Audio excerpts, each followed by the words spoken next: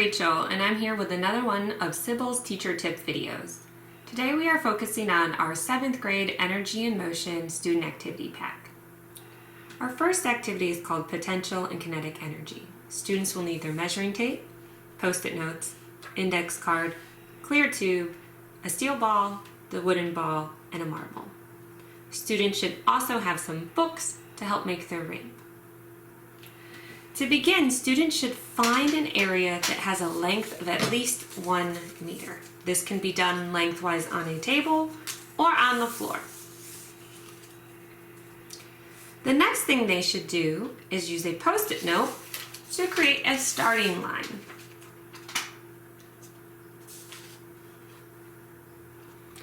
Take the plastic tube and place one end at the very edge of the post-it and place the other on a set of books to create your ramp. The first activity requires them to have the index card.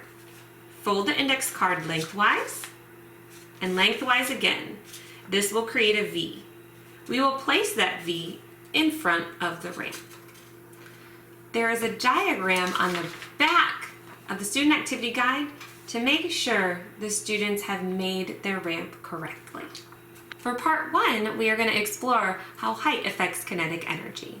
Students should select a height and record it, then use their marble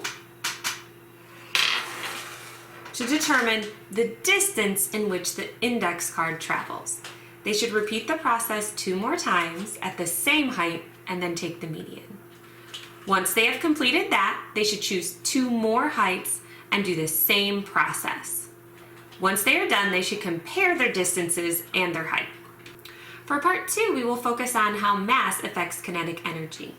Because we want them to only focus on mass, we will keep the height at 100 millimeters. Before they begin, students should make a prediction as to which ball, the wooden, the steel, or the marble, will cause the index card to travel the furthest distance and which one will cause it to travel the shortest distance. After they make their prediction, they should take the marble, roll it, document the distance 3 times, and then do the same with the wooden and the steel. At the end, they should be able to make a comparison between mass and kinetic energy. For part 3 of the activity, it's called Hit Your Mark, and this is a challenge.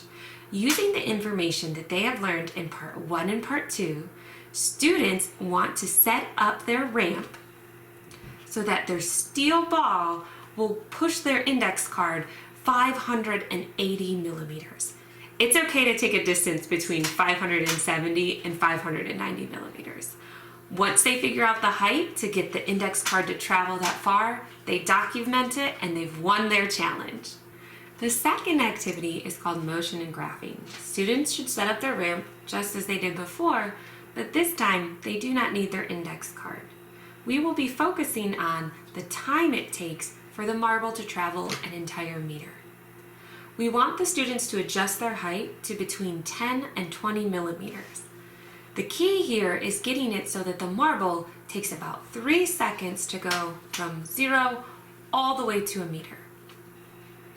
Once they have the initial setup, they will want to add 1 more post-it note to 200 millimeters because that is the first distance in which we are going to measure time. Once they are set up, students will want to grab a timer to determine the time it takes for the marble to go from start to finish. Start to finish. And they will record it on their data table. They should repeat that process for a total of 5 times at 200 millimeters. They will do that same process at 400 millimeters, 600 millimeters, 800 millimeters, and a meter. When they have completed their data table, they will want to circle the median value as that's what they will use for their time and distance chart. Once their chart is complete, they will use it to answer the questions about the graph. In part 2 of the activity, students will be looking at distance over time graphs. You, the teacher, will supply them with 4 additional graphs that can be found online under additional resources. The students will use evidence from the graph to tell the story of the marble's travel over time. Our third activity is called Simple Machines. Students will need their fingernail clippers, toothpicks, and if you'd like to do the extension, a pair of scissors. The first thing the students must do is take their nail clippers apart. So they're going to press the base and push. The handle will come off, the little knob will, and you'll just have the base of the nail clippers. Students should draw this in their notebook. Then we will try to cut our toothpick and document on our picture where we're applying force when we try to do this. Then we will put the nail clippers back together. So you put the pin in, push down on the base, and reattach. Students should try to cut their toothpick once they have it, put back together. We have provided YouTube videos on their student activity guide as well as online for you if students are having difficulties taking the nail clippers apart or putting them back together.